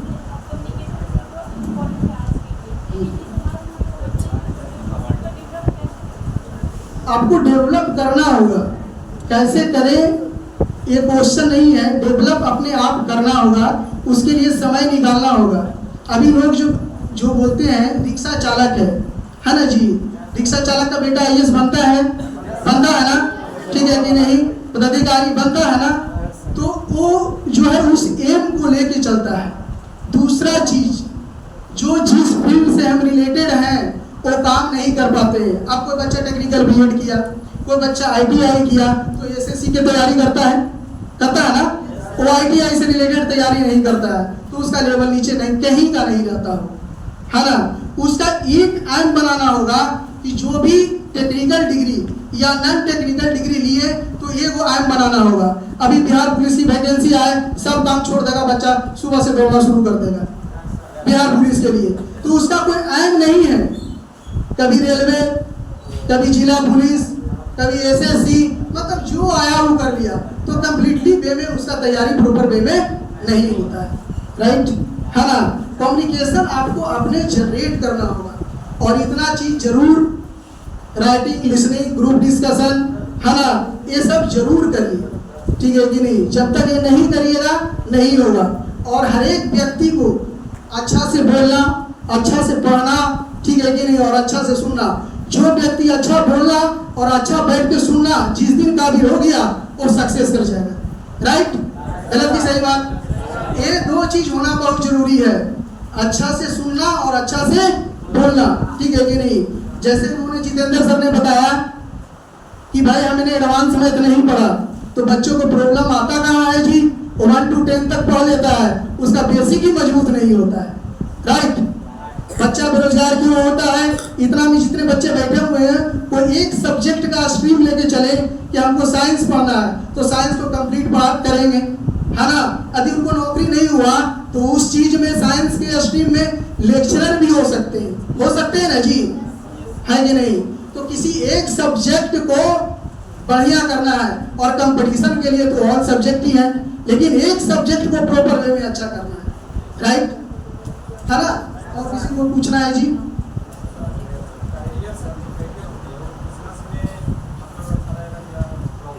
तेज बोलिए ना। हाँ नहीं, देखिए हमारा जो थिंकिंग है ना, यदि आपको पढ़ने में दिल लग रहा है तो पढ़िए, नहीं पढ़ने में दिल लग रहा है तो अभी से ही छोड़ दीजिए, क्योंकि 35-36 के बाद, है ना, लोग 30 के ही बाद बोर्ड फील करना शुरू हो जाता है, नौकरी वोकरी नहीं होता तो सोचता है छोड़ दे। यदि आपका जिस बच्चे का बेसिक है और पढ़ने में रुझान है तो वो कंटिन्यूटी रखे, है ना। जिसको बिजनेस की ओर अग्रसर है वो बिजनेस की ओर जाए। और नौकरी और बिजनेस में क्या अंतर है ये भी बता देते हैं। नौकरी वही व्यक्ति कर सकता है जो एक ही जगह दिमाग लगाता है, कंटिन्यूटी, उसका फोकस है ओनली फॉर एजुकेशन, ठीक है कि नहीं, है ना जी, ओनली फॉर एजुकेशन, है ना। एजुकेशन में किसी फील्ड में जा सकता है यदि नौकरी नहीं कर सकता है तो। और बिजनेस क्या है? बिजनेस के लिए क्या चाहिए? दिमाग। बिजनेस के लिए क्या चाहिए? और पैसेंस भी चाहिए। जैसे जिस सेमिनार में आप बैठे हैं 9 बजे से लेकर 12 बजे तक, तो ही बैठ सकता बच्चा जिसके पास पैसेंस है भाई। किसी को भी हार्ड लग रहा है कि नहीं चलो छोड़ो काले ऐसा बात सुने। तो बिजनेस में पैसेंस होना बहुत जरूरी है, राइट, समझिए ना। जिसको पैसेंस होगा वही बिजनेस करेगा, है ना। और नौकरी गवर्नमेंट जॉब्स क्या है कि जो दिनचर्या है, नहीं जी 9 बजे से लेके या 10 बजे ड्यूटी है तो 10 से 4 जाना है और आना है बेल मेंटेन में जाना है। बिजनेसमैन क्या है, उसके पास बहुत पैसे हैं लेकिन उसका जो है क्या कैरियर तो आपको चूज करना है। हम चूज कैसे करेंगे आपका कैरियर को? नहीं, पढ़ना आपको है, दिमाग आपको लगाना है, तो हम कैरियर कैसे चूज करें? व्यक्ति के पास अपना दिमाग नहीं होता, दूसरे के इशारे पर चलता है। अगल बगल का कोई घर का बोल दो कि आपको घर आ रहा था, वो कुछ नहीं करता, लाठी लेके चल जाता है। लेकिन उसको समझना चाहिए, सही में वास्तविकता की जानकारी लेना चाहिए, है ना।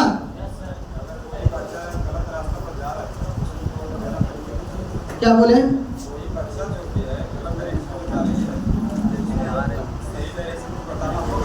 हाँ तो उसके पेरेंट्स बताएंगे ना, राइट है कि नहीं। पेरेंट्स जो है, जो सही डायरेक्शन है, गलत डायरेक्शन जो भी है, उसके पेरेंट्स बताएंगे और उसको अपने मोबिलाइज करना होगा, है ना। डायरेक्शन को अपने मोबिलाइज करना होगा। कितना हुआ कि गार्जियन बोल भी देते हैं और उस काम को नहीं कर पाते, राइट है ना जी। जब तक वो अपना जो जन्म लेता है ना, अपना वो कर्म से लेता है, ठीक है कि नहीं, और वो अपने ही रास्ते पर चलता है ना। ये मोबिलाइज करके देखना, 1 घंटा बैठ के देखना। जो अपना जो जन्म लेता है ना, वो अपने कर्म के अनुसार इस धरती पर कार्य करता है, ठीक है कि नहीं, ना कि माता पिता के कार्य कर्म से करता। वो अपना कर्म लेके आता है और अपने कर्म के ही रास्ते पर वो चलता है। तो माता पिता के कहने से नहीं होता है, राइट है ना। ठीक है, और किसी को मैं आप लोग से शेयर करना चाह रहा हूँ कहानी। एकलव्य को जब एक ऋषि मुनि जब अपने घर के परिसर में आंगन में खेलते हुए देख रहा था तो उसे बहुत है जो प्रभावित हो गया ऋषि मुनि, और वो जाके एकलव्य के पिताजी से, एकलव्य का पिताजी हिरण्यधनु थे, उनसे बोले कि ऐसा करो तुम अपने बेटे को ना कहीं कोई अच्छा गुरु के पास भेज दो, ये धनुर्धर विद्या में बहुत आगे जा सकता है, बड़ा पराक्रमी दिख रहा है।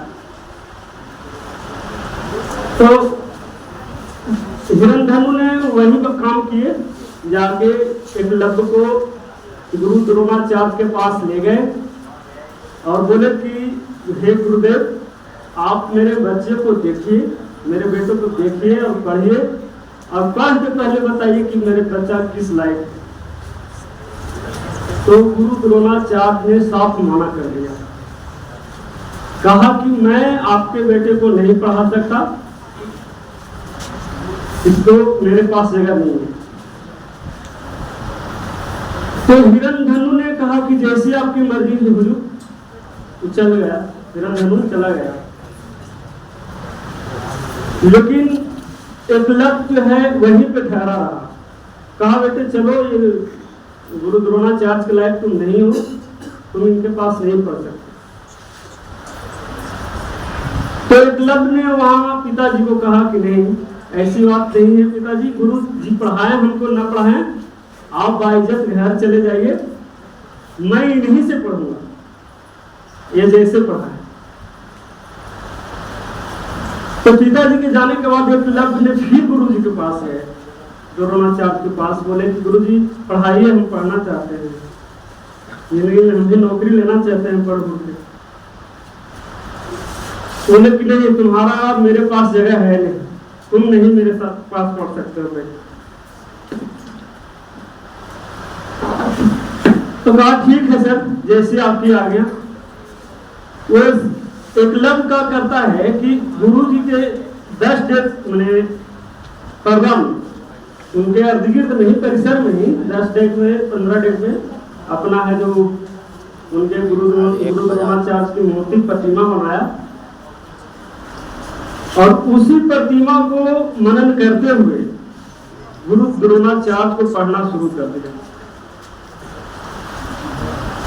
एक दिन जब वो धनुर्विद्या की मतलब जो प्रैक्टिकल होता है, प्रैक्टिकल कर रहा था पेड़ के तना के केंद्र बिंदु पर, तो एक कुत्ता आया वहां पे उसको डिस्टर्ब करने लगा, भूखने लगा, काटने दौड़ने की प्रवृत्ति करने लगा, दिखाने लगा। तो उसने एकलव्य ने उस कुत्ते को मारा नहीं, बल्कि इतना बाण जोड़ा उसके मुंह में तो उसका मुख बंद हो गया पूरे बाण से। और जब कुत्ता पीड़ित हुआ तो उसी मैंने गुरु द्रोणाचार्य के पास से होते हुए गुजरा। तो गुरु द्रोणाचार्य के पास जितने भी शिष्य थे कहे कि सर ये देखिए कि क्या कर दिया कुत्ता को किसी ने।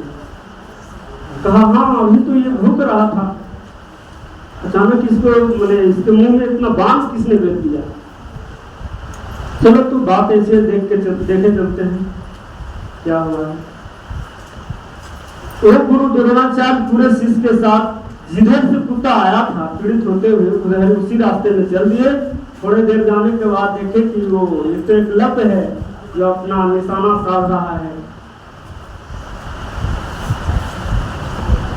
तो एकलव्य के पास पहुंचते ही गुरु द्रोणाचार्य बोले अच्छे बताओ तुमको तो मैंने माना कर दिया था शिक्षा देने से अपने, तो तुम यहाँ पे ऐसे कैसे? इस कुत्ते को तुमने घायल भी किया, बाणों से बेर भी दिया, ये घायल भी नहीं हुआ सही से। तो कहा कि ये विद्या लाया कहाँ से तुम? तो एकलव्य ने कहा गुरुजी ये आप ही का मन कृपा है मेरे ऊपर। कहा कि नहीं ये तो गलत बात है, तुम ऐसी धनुधर हो ही नहीं सकते मेरे पढ़ाए बगैर। तो कहा कि चलिए आपको विश्वास नहीं होता है तो मेरे साथ चलिए। एकलव्य ने गुरुजी को और सारे शिष्यों को अपने वहां पे ले गए जहां पे मूर्ति बना रखी थी। कहा कि गुरुजी यही मेरे गुरु हैं।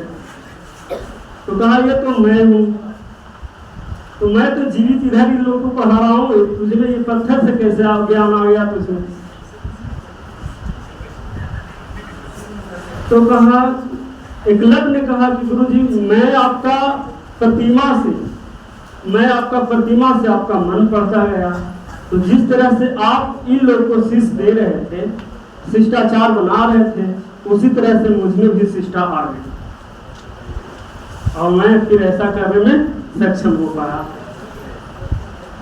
तो मेरा कहने का आशय यह है दोस्तों कि आप लोगों ने जितने इतने सवाल डाले सब लोगों से, सब लोग को भी जो बुझाया अनुभव बताया आप लोग को, तो हम लोग सब एकलव्य की तरह क्यों नहीं बन सकते? उसने इतना मतलब है जो मेहनत किया अपने आप में तो उसके सामने कोई भी लक्ष्य अभेद नहीं कर सका। कर्म भी वैसा ही मैंने जो है धनुर्धर था, लेकिन अर्जुन पर द्रोणाचार्य को बहुत विश्वास था, इसलिए कि ये कर्म जो था एक लिमिट समय तक अपने ज्ञान को प्राप्त करता था और अर्जुन निरंतर अभ्यास में रहता। इसलिए निरंतर अभ्यास में रहने के कारण द्रोणाचार्य को कर्म से ज्यादा अर्जुन पर विश्वास था, ये विश्व में सबसे ज्यादा श्रेष्ठ धनुर्धर बन सकता है।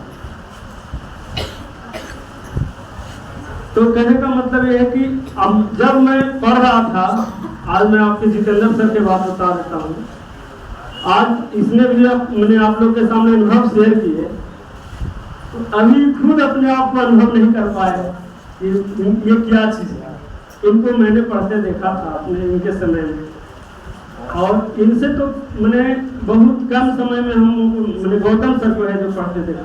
जिस समय हम लोग पढ़ने की तैयारी कर रहे थे, गौतम सर पढ़ाने की तैयारी कर रहे थे।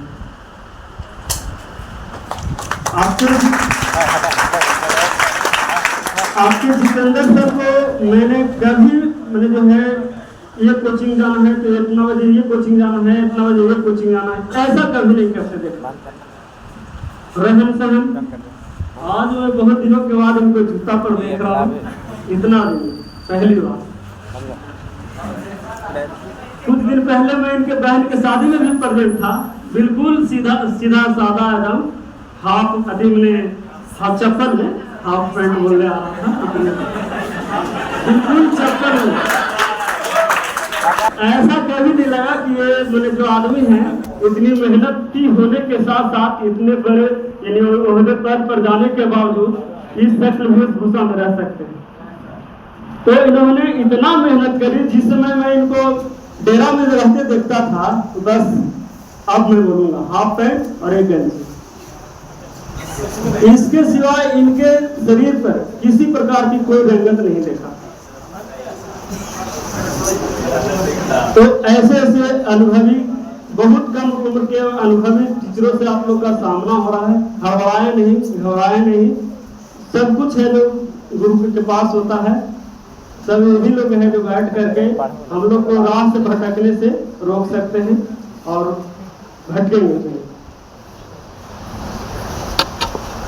तो सर बोल रहे हैं हम लोग को, मेरे पे पाप लग रहा है। एक चीज बोलते हैं सर, जो है कभी समझता है कभी समझता है। यस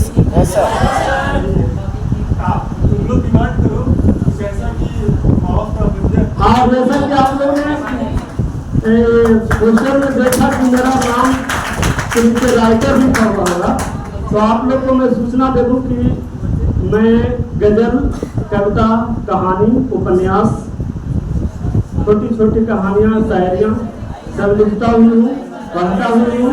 और आप तो अगर आप लोग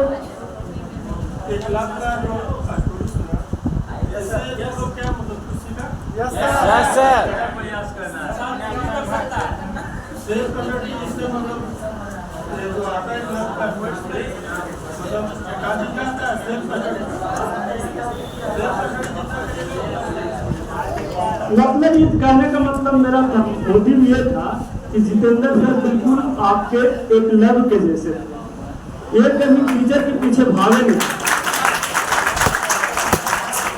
और जस्ट यही गुण मैंने गौतम सर में भी देखा था। ये दोनों भाई की कहानियां बड़ा विचित्र है। इतना आप लोग इतना सब सोच भी रहे हैं कि इतना कम उम्र में है जो हम लोग को गाइड करना, दुनिया दिखाने का काम कर रखे हैं, तो सोच लीजिए कि कैसा अनुभव है इन लोग के पास। डेरा में इन लोग के टक्कर में कोई नहीं रहा। आज भी हम लोग के बैच में 2-3 को नौकरी कर रहे हैं, कोई ASI है और कोई ग्रुप D में है, कोई पंचायत सचिव में है। लेकिन जो ये दोनों थे जो हैं अभी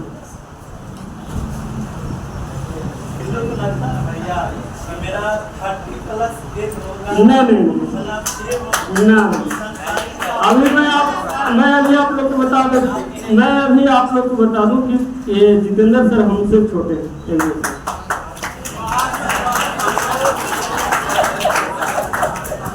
और बाकी तो आप लोग को लाइफ मतलब कैरियर से संबंधित जितना कुछ पूछना हो, जानना हो, तो इन सरों से तो ज़्यादा मैं कुछ बता नहीं सकता, क्योंकि मैं अभी खुद पढ़ रहा हूँ, लिख रहा हूँ।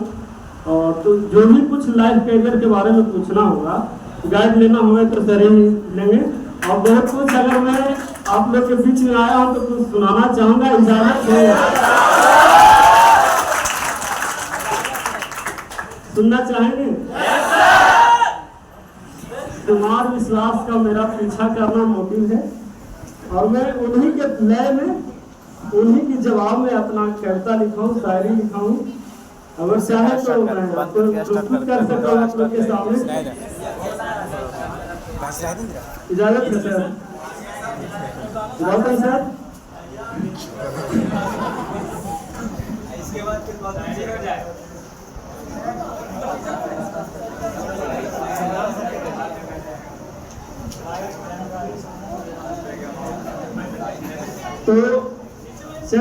आप लोग के सामने प्रस्तुत करने जा रहा हूँ।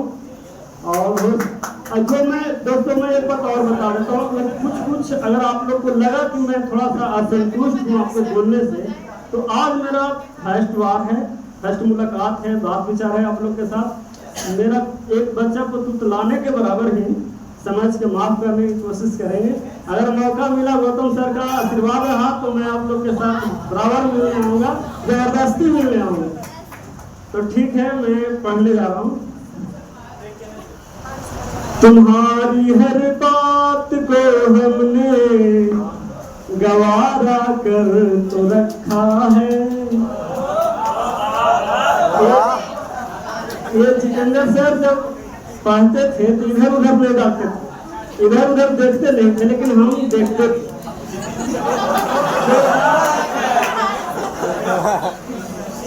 वहीं से मेरी उत्पत्ति हुई है।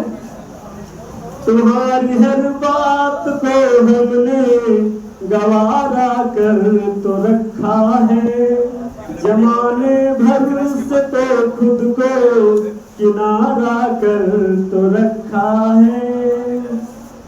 फिर मुझसे खपा हो क्यों जाने मन आजकल तुम भी, तुम्हारी हर शर्त पे खुद को तुम्हारा कर तो रखा है। तुम्हारी हर शर्त पे तुम्हारा कर तो रखा है। हमारे जो बड़ा सारा जमाना है, दरमिया में हमारे जो बड़ा सारा जमाना है, लिखी सबसे अलग अपनी मुकद्दर का फसाना है। फिर बदनाम क्यों ना हो हम दोनों जमाने में,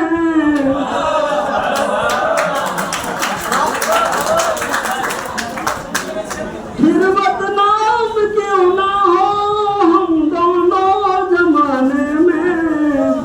तेरा नाम दीवानी है,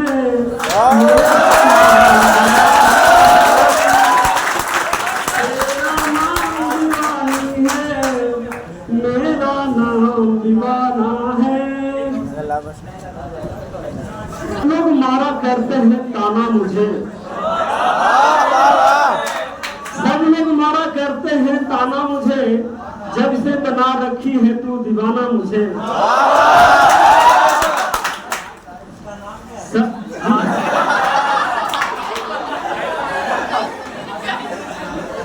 आप अपनी वाली को सोच लीजिए सर, मेरे पास तो है नहीं। अभी जो है वो मेरे मोबाइल पर है, मैं उनके साथ बन चुका हूँ। 2 महीने बाद प्रेजेंट हो सकते हैं आप लोग के साथ। सब लोग मारा करते हैं ताना मुझे, जब से बना रखी है तू दीवाना मुझे। अब तक कोरा कागज सा है तुम्हारी, अब तक कोरा कागज सा है तुम्हारी, बात ऐसी है तो दिल दिखाना मुझे।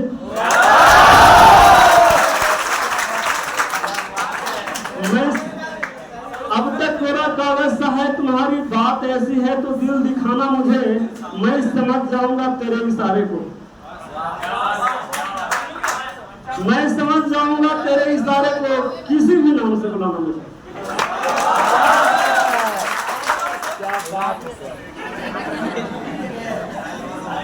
बोले ना कि हम कुमार विश्वास की तरह ये करते हैं, तो हम भी चाहते हैं कि कुमार विश्वास का लाइन है, हम विश्वास दूर से दूर जैसा।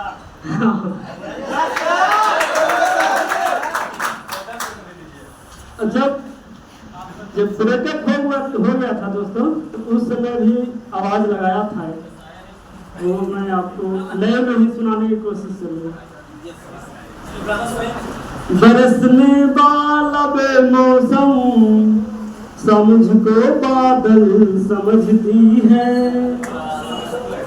बरसने वाला बेमौसम सब मुझको बादल समझती है। तड़पता फिरने वालों सा मुझको घायल समझती है। लौट आओ तो कुछ ठंडक पड़े इस हर जाई को वरना, तू जब से छोड़ गई दुनिया मुझको पागल समझती है, समझती है।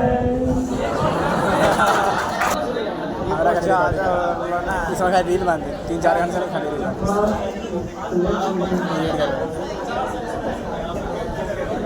रहते हैं ना हम लोग यहाँ से लगा दो।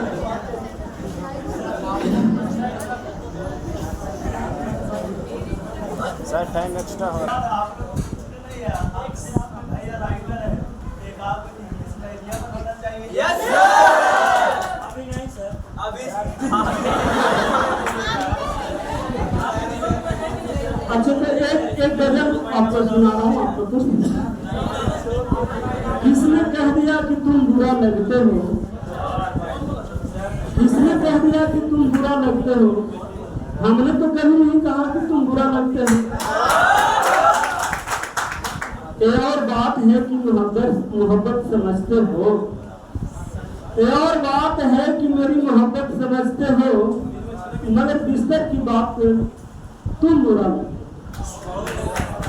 मोहब्बत बाहर की चीज है, इस पर ध्यान होना चाहिए हम लोग को। किसने कह दिया कि तुम बुरा लगते हो, हमने तो कभी नहीं कहा कि तुम बुरा लगते हो। ये और बात कि मेरी मोहब्बत समझते हो, हाँ मगर बिस्तर की बात पर तुम बुरा लगते हो। तुम खूबसूरत हो और बहुत खूबसूरत हो बिहारी, पर तुम खूबसूरत हो और बहुत खूबसूरत हो बिहारी, पर आईने के शख्स के आगे तुम बुरा लगते हो। एक तो उसके रब्त के बगैर रहा नहीं, रब्त माने संबंध रिश्ता, एक तो उसके रब्त के बगैर रहा नहीं जाता, एक तो उसके रब्त के बगैर रहा नहीं जाता और कहा भी नहीं जाता कि तुम बुरा लगते हो। वैसे मुझमें कोई खराबी तो नहीं मेरे दोस्त, वैसे मुझमें कोई खराबी तो नहीं मेरे दोस्त, बस मैं मैंने शराब, वैसे तुझमें कोई खराबी तो नहीं मेरे दोस्त, बस मैं से गुजरते वक्त